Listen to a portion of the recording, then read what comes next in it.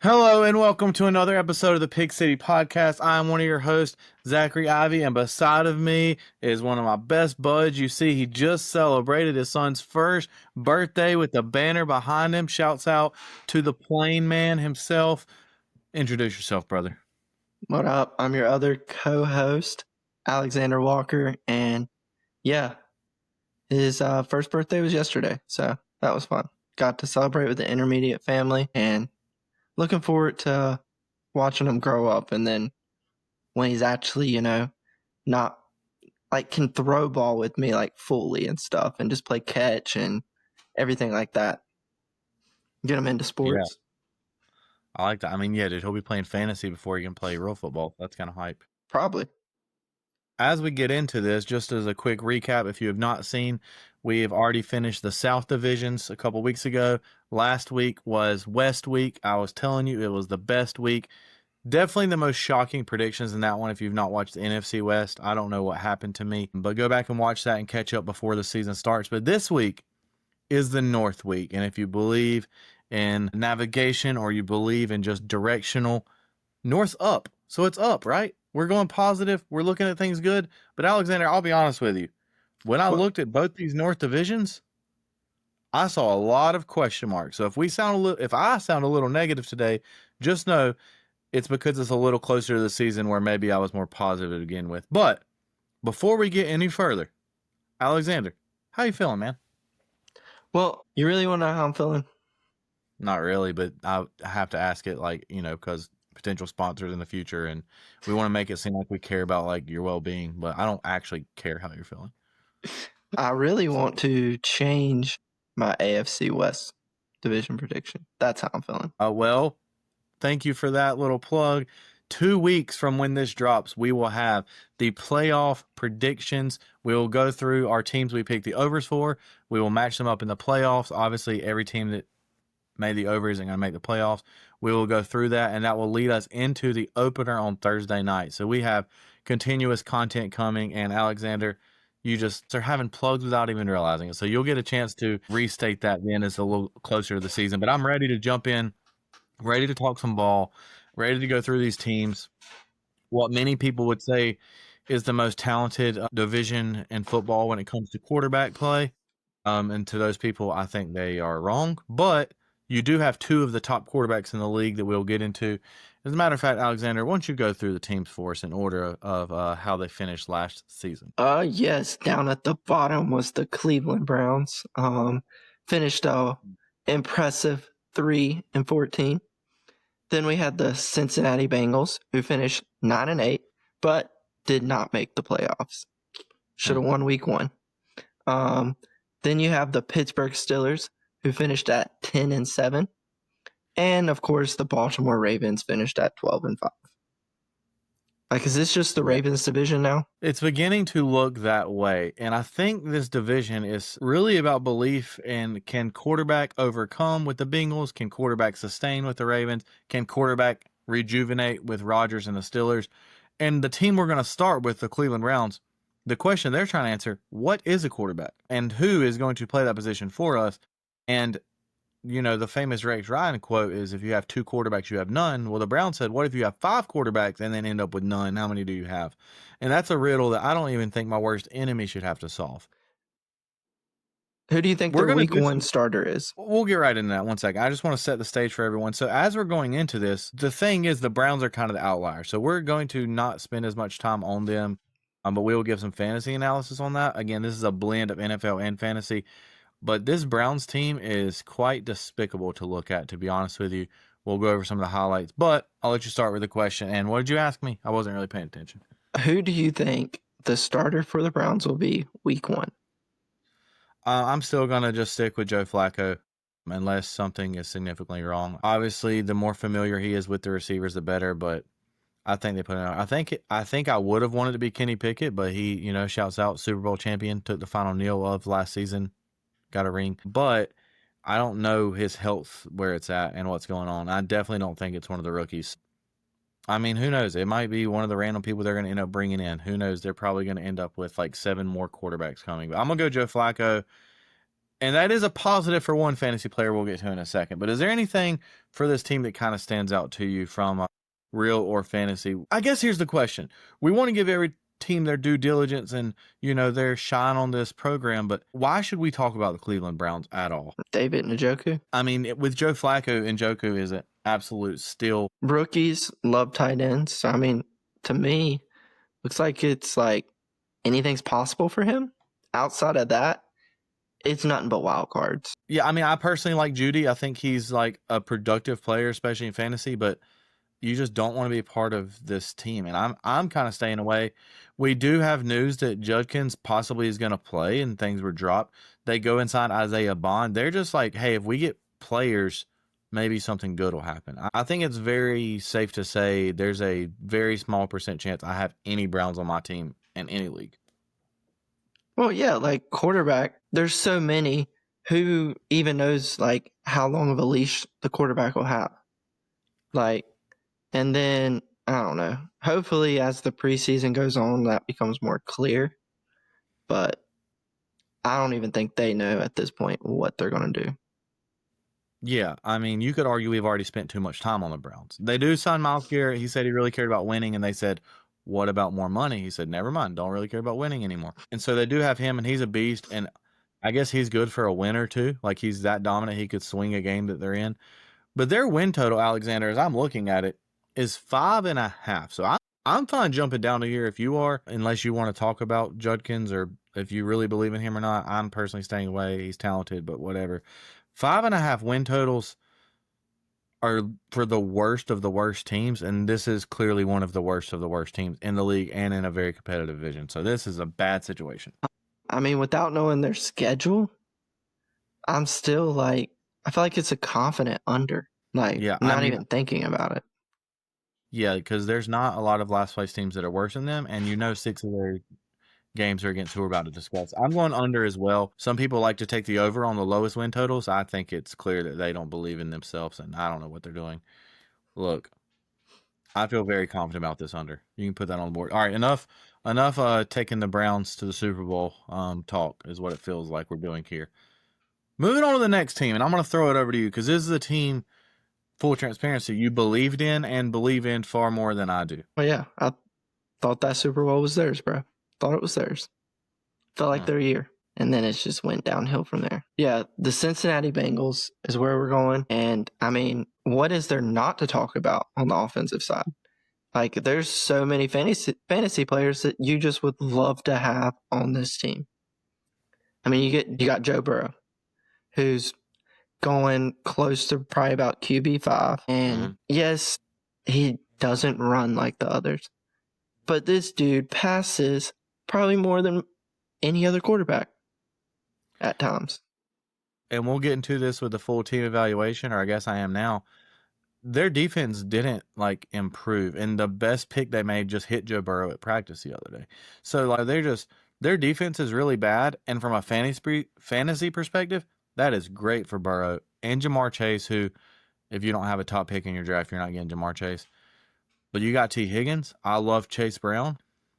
There's a lot of people. Chase Brown's my favorite target on this team just because of value where he is, even though he's rising up and up. They're going to have to score a ton, and I think they're going to score a ton. I guess it comes down to, and not to hijack this because I want you to talk more about the individual players listed.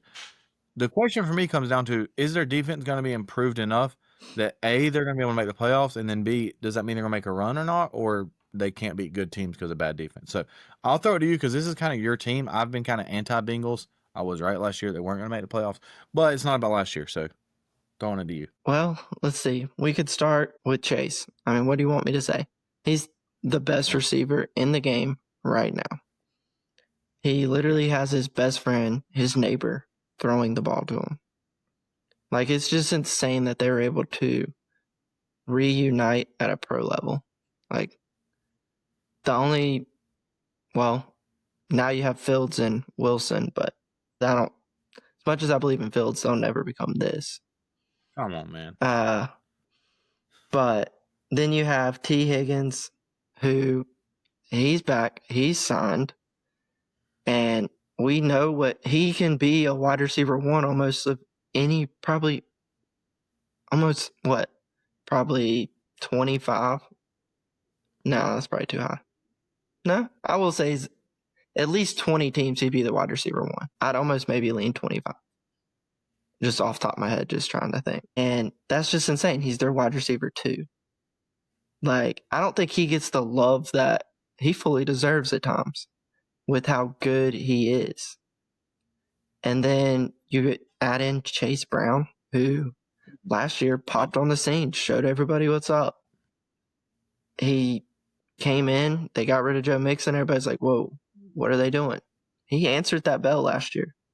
He's a dog. Yeah, and he didn't even have to fight, because if you look back to last year, I remember we were discussing like how much is it going to be split between Zach Moss and Chase Brown, and then Zach Moss made it really easily, unfortunately for him, getting injured and kind of derailing his career. Chase Brown made the most of the opportunity, and he's going to catch passes even if he don't run the ball a ton. Yep. And then, I mean, there ain't really a tight end, but at times we saw last year, Gillespie was usable. One of those like streaming tight ends that you could just plug in and play at times, depending on the matchup. Yeah. And they add Noah Fant. He's not listed as being drafted right now in fantasy, but the point is they have pass catchers. Yeah. Like this team, they're going to put points on the board.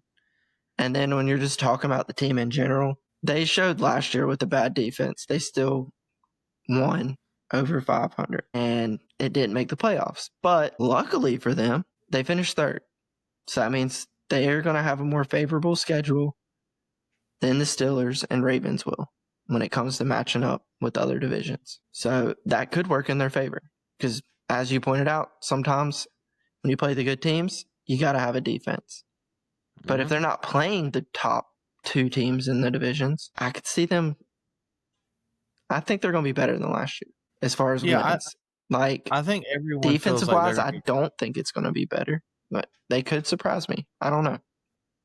And there were several games they lost in heartbreaking fashion where it was they had a lot of bad luck at the end of games, if you want to look at it that way. But when you have Joe Burrow, we should be talking about the Bengals Super Bowl chances, and we're sitting here talking about like if they get into the playoffs, are they good enough to make a run? Like that's what's frustrating, and especially if you're a Bengals fan, I'm sure it's frustrating.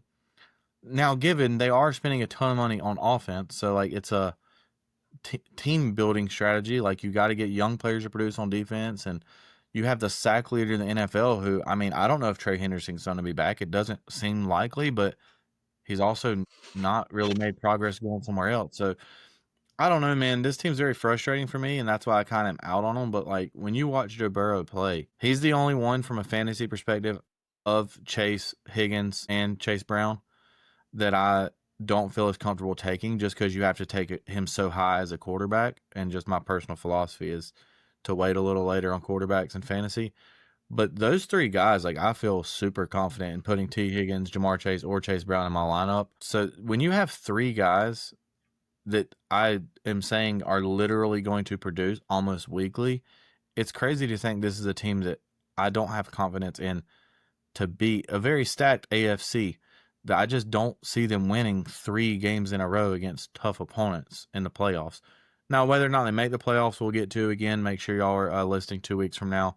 That does come out, but this team is very, very frustrating for me. So I'm really more annoyed by them than like a hater, because you just can't have a quarterback that talented, and we're talking about whether or not they're going to be in the playoff. Like, let me ask you this. I know this is a little off the path. Is this Zach Taylor's last coach as a Bengals head coach?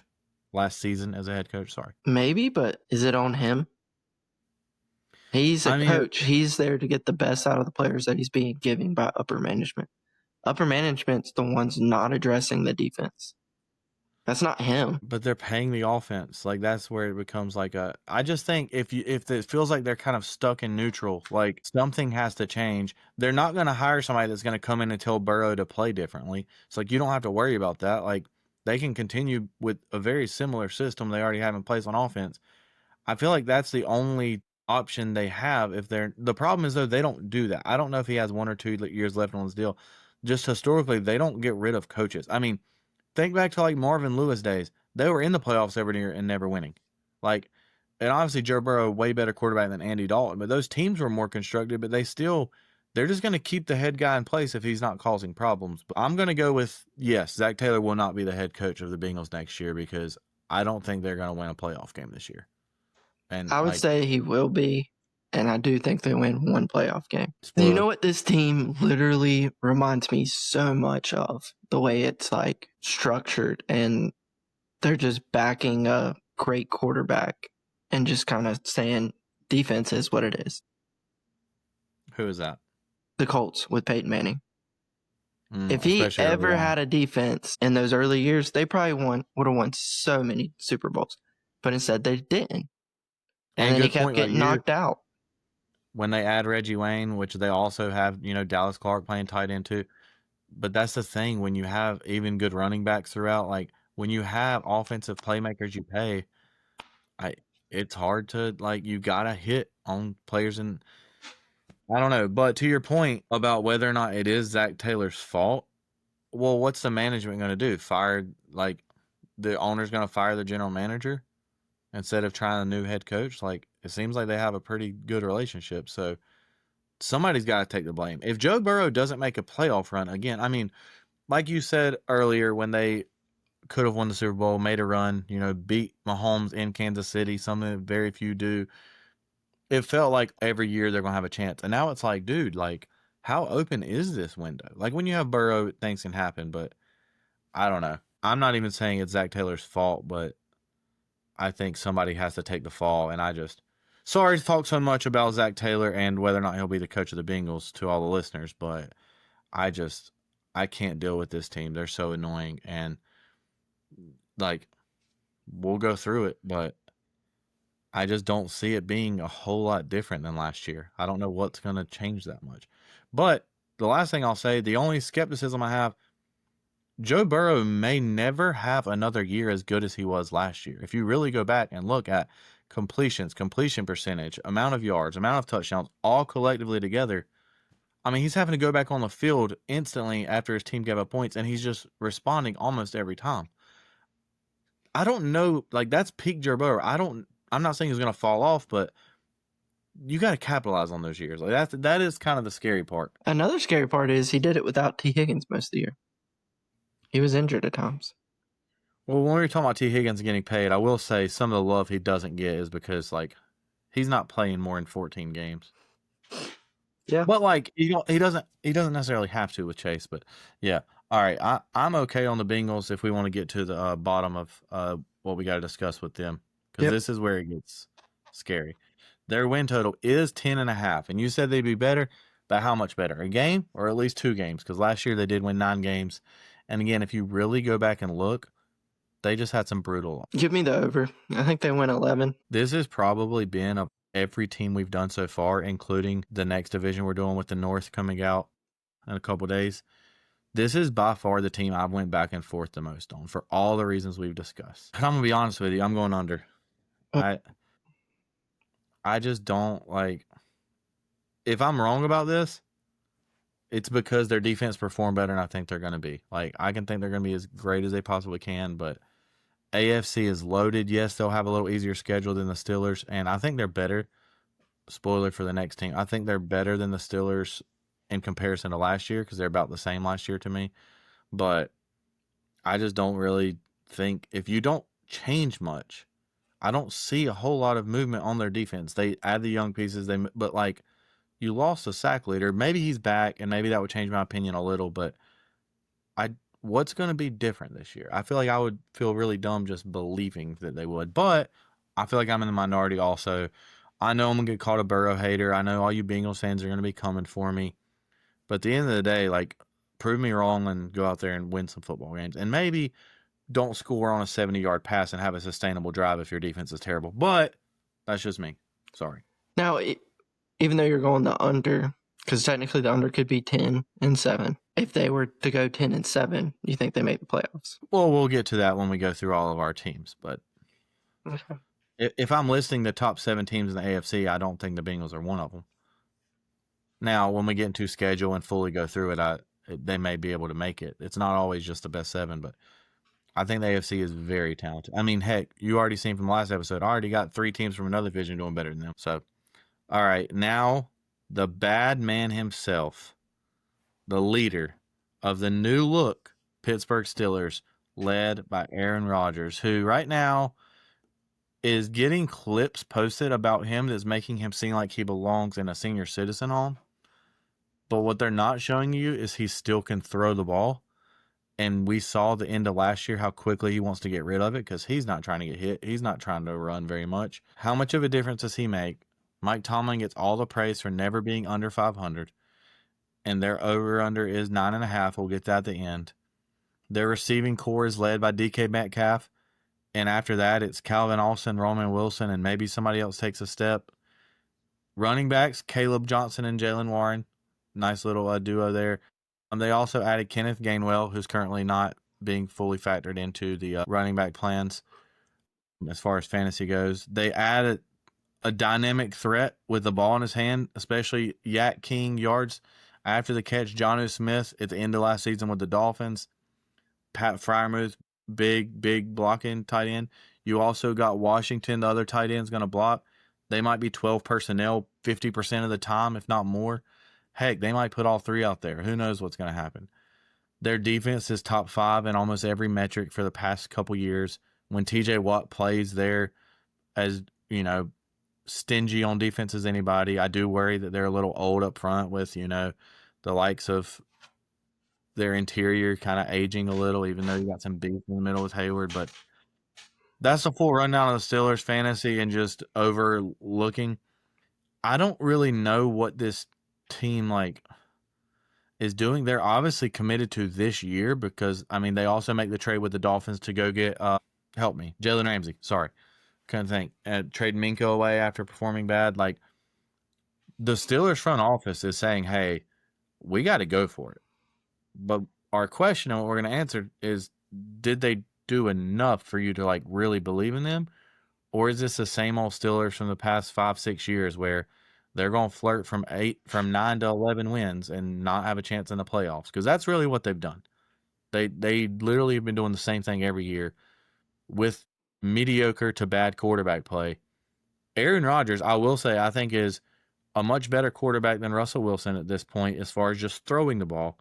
And with Justin Fields, they never fully adapted the offense to him, but he was 4-2 as a starter there. I just don't think they even tried really. Sorry, I'm rambling. That's my full questions on the Steelers. I want to just let you take over and tell me what you think because this team's very weird to me. I think it's the same old Steelers. Their defense is going to be elite. It always is. But offensively, cool, you brought in some big names. But the big names don't always mean something if they're getting old, getting washed up. Last year, when I watched the Steelers, I remember seeing Justin Fields running around for his life in the backfield. I remember seeing Russ doing his little escape artist act back there.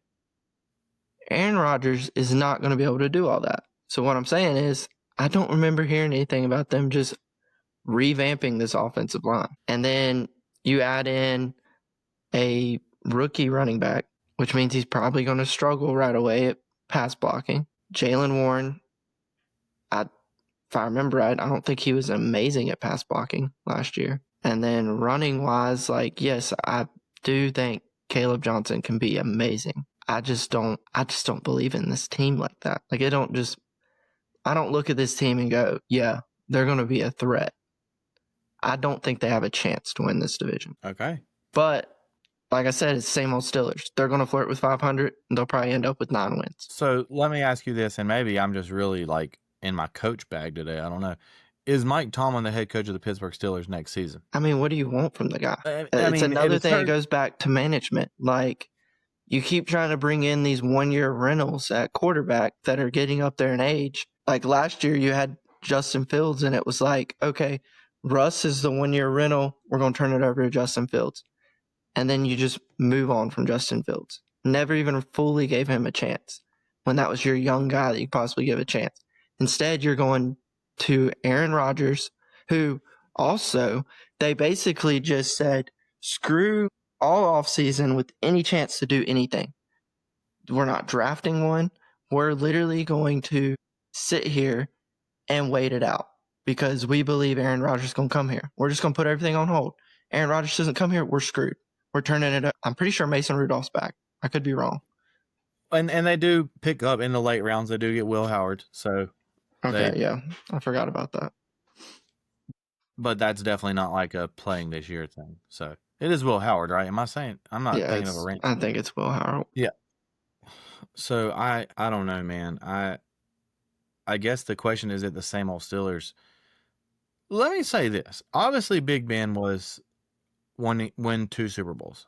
And I think in some ways it's underrated just as a competitor, just a warrior on the field. Like, we're talking football here, people. Calm down. But he, is able to really fight off a lot of things. Again, we're talking football. But regardless, since Big Ben's departure, or even his last couple times when he's like, yeah, it's not my job to train a new quarterback or whatever. Like, I don't know, man. It's like they really kind of have been the same. I like the swap Pickens for DK. Like, even though DK's a little hot-headed on the field, like I trust him to produce and be there and work hard. And I like adding Jalen Ramsey. He's still got some juice in the tank. He's going to play hard for Pittsburgh. I love adding Caleb Johnson because if you get explosiveness from a running back, I like adding depth with Kenny. Like, I like getting Jonnu Smith involved where he can block, he can run, he can catch. I like so much of what they've done. But, like, if I'm doing this, like, based on ratings, they might have went from, like, an 86 to an 89 for me. Like, I like all their improvements. I think they're better. But I don't know that they passed any teams in the AFC that I think all improved more than them. And that's my concern is, yeah, they're a better version of themselves. This is a better version of what the Steelers want to be. I don't think it really matters. Like, I'm not even talking over-under right now. We'll pick that here in a second. But it feels like they went from, like, a B- to a B+. Like, that's how I feel about it. Like, I don't think they can get to A-, A+. I think their ceiling is winning 10 or 11 games and maybe upsetting somebody in the first round. But this team is not good enough. And when you're the Steelers and your vision is Super Bowl, it's not like one of the young franchises where they have a rookie quarterback where they're wanting to see growth. Like, we talked about the South. The Titans' goal this year, I'm sorry, it's not to win the Super Bowl. It's to develop and grow. The Steelers, they're trying to win the Super Bowl, or why do you add Aaron Rodgers? Why do you trade for Jalen Ramsey? Why do you bring in DK? Why, like, Jonnu Smith? They made moves to win the Super Bowl. Why do you pay TJ Watt so much money if you don't think you can win right now? I don't know. Now, I will give them credit. I hate when teams just kind of stay put and stay in the middle. They are trying, but I don't see how they're going to make a jump. Like, they may make a hop, but they're not making a jump. Here's the thing, though. What I just don't understand, like yes, like you're saying, they did make some changes, and like I like the changes, but to me, with the help around Rodgers, is worse than the help he had with the Jets, and we saw how it worked out with them for the Jets. That's a whole nother discussion because I think the Steelers defense and I do think Steelers just leadership is better in general. I am very curious to see how Arthur Smith works with Rodgers. Like, and I'm not the first person to say this, but this can't be Rodgers making decisions. This has to be him listening to Arthur Smith for what he wants to do. Because that's another thing. He wanted full leadership and ownership of every call, to be able to check to any, like, that can't be the case. They have to play a specific brand of football. And I think Rodgers understands that. Obviously, he should. But to your point, I mean, I still like them better. And I don't know, like, that's just as simple as I like this Steelers team better than I felt like going into last year. And with the Jets, they had several one-score games that they could have won in where Rodgers doesn't come through or the Jets don't make the plays that they need to. But it's not like the Jets were absolutely awful last year. They underperformed in every way in big moments. So it sounds like neither of us are really optimistic. I think I like their team a little more than you do overall, but quick fantasy rundown. I'm not really interested in Rodgers. They're not going to throw the ball deep a ton, and they're not going to move it around. I do like the idea of DK, especially maybe some best ball lineups. I don't even know who their number 2 receiver is. They have Calvin Austin, Roman Wilson. They have a couple other guys. Caleb Johnson is very intriguing, especially if you play in some kind of keeper league or dynasty. He's great. Jalen Warren, not my favorite type of player to play, but he can give you some spot starts. I think he's being drafted way too high going in the 8th round, honestly. Wait on him. Jonnu Smith, I love waiting on tight end and ended up with him. I don't want anything to do with Pat or Washington. They're going to block and they're going to catch a touchdown every few games.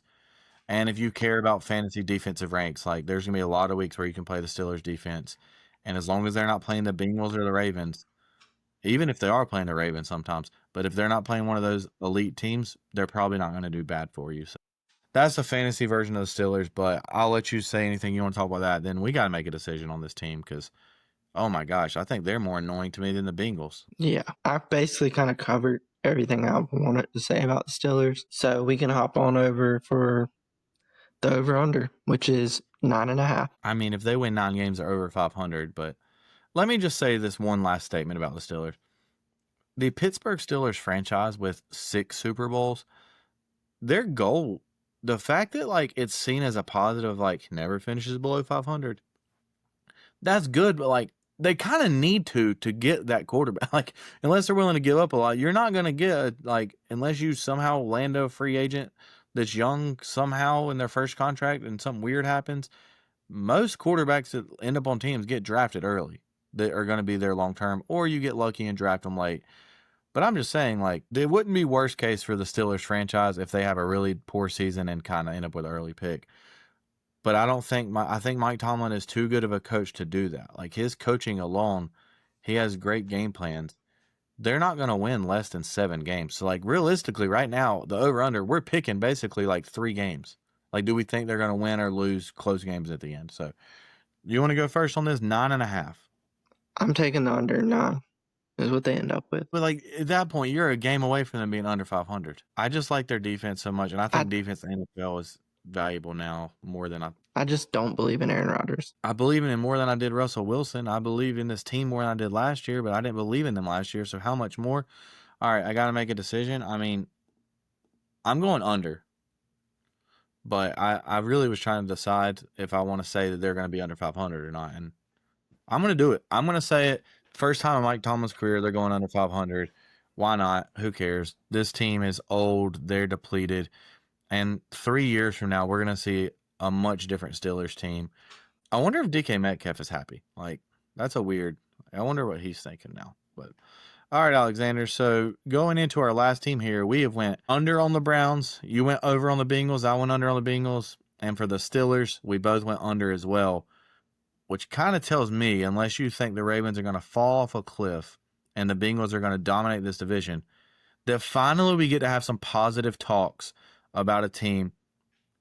But let me ask you this as you get into it. Isn't it weird to think the defense of the Bengals and Ravens are viewed so differently that you probably like more offensive players on the Bengals, even though the Ravens are much better? Yeah, but before we jump into the Ravens, just because you were kind of talking about, could this be Zach Taylor's last year? Could this be Mike Tomlin's last year? Let's switch the coaches. Mike Tomlin's on the Bengals. Zach Taylor's on the Steelers. Would it change for you how you view those teams drastically? Like you would believe in the Bengals like way more? And the Steelers way less, yes. Yeah.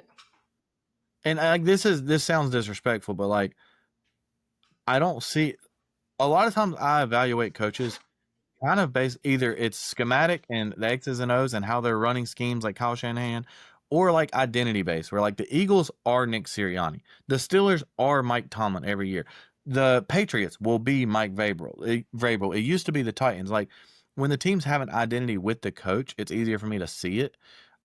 The Dolphins, they're fast and like soft. Their head coach, Mike McDaniel, like it's very synonymous for me. It's not 100%, but like it is very relatable to me. And Zach Taylor's kind of just like good enough, but like not good enough to really. But I don't think he's done anything wrong. Obviously, he has a great relationship with Burrow and Chase because you don't hear either of them ever complaining. They only praise him for like this stuff. But like, yes, I would view them way differently. That's a great question. And honestly, I think next year, Mike Tomlin could be the head coach for a new team. We're going to really believe in that team.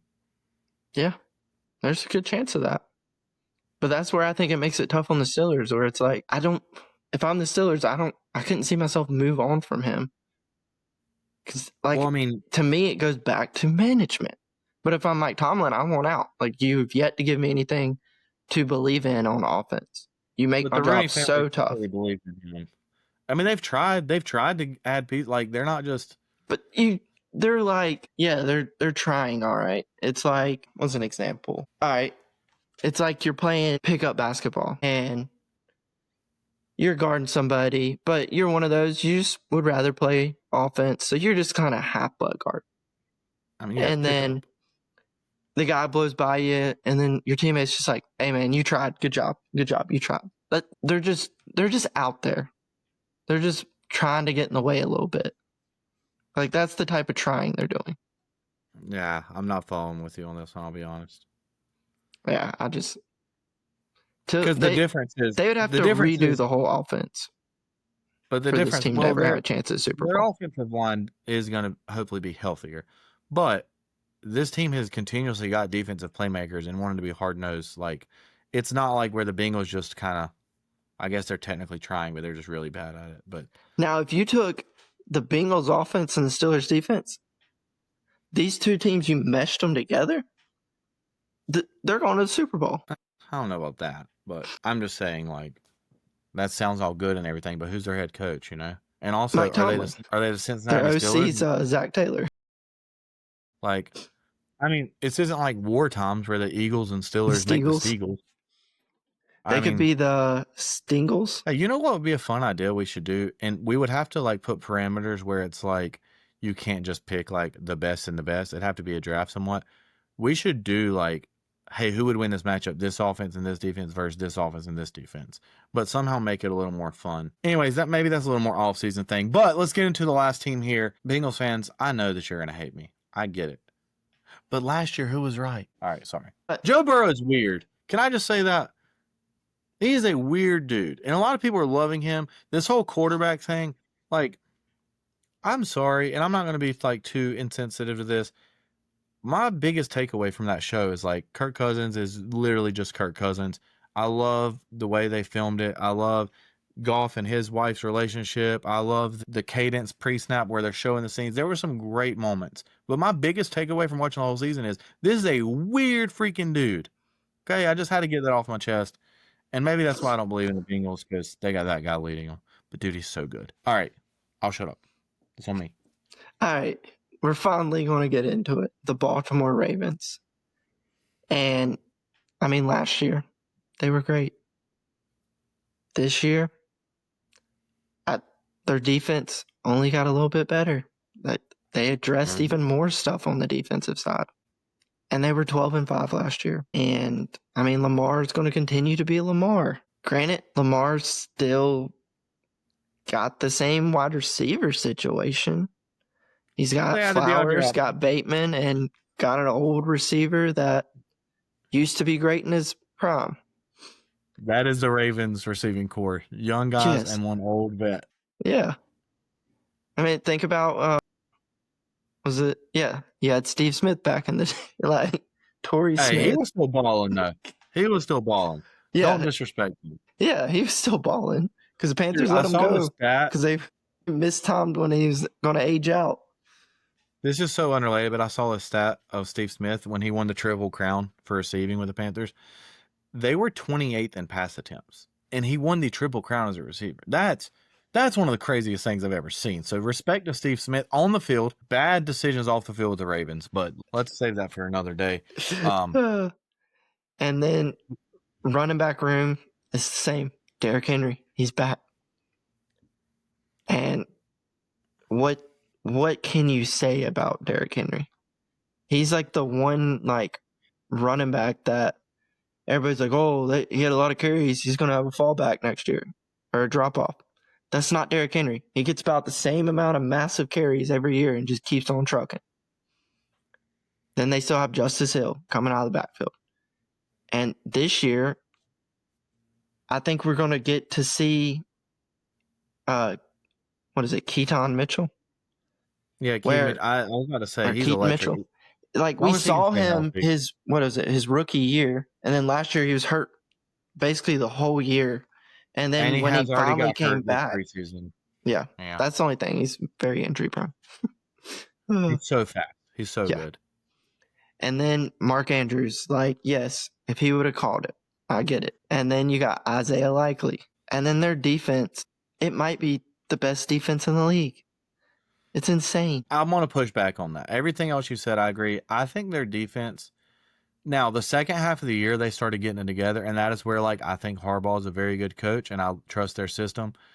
Their defense is a little susceptible. I do think their secondary is going to be better this year. I really like how they drafted and filled the holes, but I think their defense has a chance to have a little regression this year, if I'm believing. And if I'll be honest with you, Trust Tree, you see behind me, champions, Eagles. There was only one team I did not want to play last year in the Super Bowl. And it was the Ravens. Even though we already showed we could beat them, we saw Cooper DeJean just perfect form tackle, just drive Derrick Henry into the ground. The only reason I didn't want to play them is because they're the only team I saw near as talented as the Eagles. Now, obviously, the Eagles are better, and we would have probably only beat them by 20. But still, I didn't want to have to face that team again. But the point is, this is one of the most talented rosters top to bottom. You know, from a fantasy outlook, picking a receiver is kind of difficult. Zay Flowers was a little more consistent. Bateman has some of the craziest like catches per touchdown. He just scores. I don't know what DeAndre Hopkins is. I really don't know. To me, if you want to take a receiver, Zay Flowers at this point, I feel like you kind of know what you're going to get. Where's he Bateman, to going? me, last year, he showed to me when they're both on the field and Bateman's healthy, I'd rather have Bateman than Flowers. I mean, he's just a bigger play threat, but I mean, he's going what, at least 6 rounds later? I don't know the exact. But from what I can see, Bateman right now is going about the 12th round. Oh, so like 7 rounds, because Flowers is still going in the 5th. Yeah. So like, I mean, yeah, I agree with you there. And Zay Flowers, if he ends up on my team like at a tier break, I'm fine with that. I think he's one of the few like receivers where it's like he's probably a better receiver than he is fantasy player, just because Yeah. if Lamar can run, he's gonna run. And like the thing with Derrick Henry in fantasy, Lamar doesn't get rushing touchdowns. Fun fact: since 2022, Lamar Jackson and Trevor Lawrence have the same amount of rushing touchdowns. I mean, Lamar just doesn't find the end zone a ton running the ball. Don't fact check me on that one, I'm pretty sure. So the only concern would just be that their veterans don't perform and that Derrick Henry finally is not Derrick Henry anymore. Is there any part of you that thinks that's the case? Because he's not going to be Derrick Henry forever, or do you feel like he's going to be a guy that we'll see throughout a season he trails off? Because as much as I can sit here and say I believe in him, he's not going to be this same guy forever. But he's kind of defied all odds already. So, like, would we be dumb to believe in him fully again? Or to not believe in him fully again? Because if you believe that Derrick Henry is still Derrick Henry, you believe that Lamar is still Lamar, you believe their defense is even better, like, this is easily their division, and they're a top 3 team in the AFC with the, obviously, Bills and Chiefs that we've already went over. And it feels like it's kind of going to be more of the same this year. I obviously new kicker in town, but I wonder, the Ravens, are they going to approach the regular season any differently this year? Obviously, they want to win, but, like, is it sustainability? Do they feel like I mean, Lamar didn't play terrible in the playoffs last year, but in the past, that has been a time where he hasn't played his best because teams can have a game plan. I just wonder, do you think, sorry, I'm working through my thoughts. Do you think their approach to the regular season changes enough where you are less likely to take, because, I mean, you're taking Henry as one of the top backs in the league. Do you think they try to manage him a little more this year, or it's kind of one of those things where it's like, no, because after about his 18th carry is when he really breaks it against the defense? I think you think of them exactly how you've thought about him before when it comes to Derrick Henry. And with that, that means if I'm drafting the back end of my draft and I can take him at the back end, or hey, maybe I pass on him in the first round, but I'm at the back end. He comes back to me early in the second. I'm willing to take that. Because he's just so consistent. Like, you know what you're going to get from him week in and week out. And then, like, when he first went there, the biggest thing everybody's, like, thought was, oh, like, but how many rushing touchdowns is he actually going to get? Like, they'll probably have Lamar take some of them. But I thought that was the easiest bet all offseason last year. Yeah. Like, they would much rather let him do it than risk Lamar doing it. Dude, they also complement each other so well. Anytime they're at the mesh point, or like, yes, Derrick Henry's better when he has full steam ahead, but even when he sits beside him in shock, like, he is so good. I mean, they may literally be the most dynamic, like, quarterback, running back, rushing duo we will ever see. Like, I'm not even, like, trying to exaggerate, like, because Lamar is definitely one of the best, if not the best quarterbacks, and Derrick Henry is an all-time rusher. By the way, if you really want to get into some numbers one day, here's another idea. If Derrick Henry is healthy for the next couple seasons, even if he produces somewhat the same, he's going to keep working his way up on the all-time rushing list. Like, so really, I think the Ravens just come down to they're all in again. They believe they have as good as a chance to win the Super Bowl as anybody. I think right now there's as much money on them and the Bills to win as any other AFC team, even more than the Chiefs right now. I just think this team is obviously anything can happen, and Lamar obviously has to be healthy. This team kind of seems like, I don't know the word I'm looking for. They seem like impossible to fail. Like, they just seem too solid. And I'll just tell you this. I don't even know if they're over under. It's shifted back and forth this offseason between 11.5 and 12.5, but I'll take the over either way. Like, they're not losing 5 or 6 games this year. They're just, when they line it up, yes, any given Sunday, but when they line it up, they are better than almost every other team they're going to face. They do have a tough start to the year, though. I will say that. If they make it out of their first month with 1 or 2 losses, over is an easy smash for me. So give me the over, and I'm still in on the Ravens. It looked like you wanted to talk about the backfield comment I made, but other than that, over under. Oh, the only thing I was going to comment on the backfield comment was you were like the best like rushing duo between quarterback and running back. You forget Cam and McCaffrey. That was pretty nasty. Okay. Cam Newton's not even like, I'm not even giving him the like thought of day of like, we're going to list him as the top of something. But he was elite when he played. I don't remember Cam and McCaffrey like playing together and being dynamic, to be honest with you. Like, Really? what was their overlap? Yeah. They definitely played together. Nah, I'll update you all after this of Cam's rushing whenever McCaffrey was on the team also. All right. If you're just saying like the best players to ever play on a team together but not the same season, I guess, but I don't know. I mean, I'm sure Cam Newton probably thinks he's number 1 for sure. He's the greatest to ever do it. So, but armpit. That was the funny part. I was gonna make that comment, then you like sneezed into your armpit. It looked like you were dabbing. That was not intentional. I didn't know what you were gonna say. I'm not that smart. Dude, are you gonna pick the over under for the Ravens or not? Yeah, I'm going over. I'm not even thinking about it. I mean, I'll let you go first on the division. Yeah. I mean, 4th place I have the Browns. Let me say it a little clearer. In 2025, my AFC North predictions. In 4th place, I have the Cleveland Browns.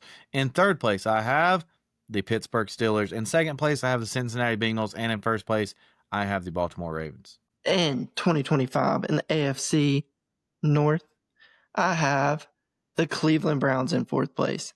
In 3rd place, I have the Pittsburgh Steelers.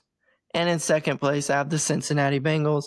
And in 1st place, representing the AFC in the Super Bowl, I have the Baltimore Ravens. Yeah, I just wanted to get it out there. I wanted to get it out there now. Like, I just couldn't hold it in. I mean, that's a spoiler, dude. We're literally going to have people like, oh, I'm not watching the playoff pod. Well, they watch the playoff pod, and then I don't do it. But right now, that's how I'm feeling. That's fair. That's fair. All right, Alexander, we're going to end this like we always do. I'm going to give you the last 30 seconds to a minute here. Anything on your mind, whether football or not, a little around the horn segment type thing. Alexander, what do you got to say for us as we take us out of here? I mean, if we're talking football, there's only one thing to talk about. And it's one simple statement that I want any of y'all to say when you just see anybody and you know that they pull for the greatest team to pull for. You just look at them and you just go Birds. And that's it. That's all you got to say. And it's a just quick nod. But it's awkward when someone comes up to you and they act like they belong. And they go Eagles. It's like, no, dude. Like, you're not a fan. Like, that's not what we say. We say go Birds. Like, come on, bro. So, yeah, just know what you're saying when you're going to come up and talk and act like you want to belong in a great fan base. Know what to say. But other than that, all right, Piglets, we're hogging off.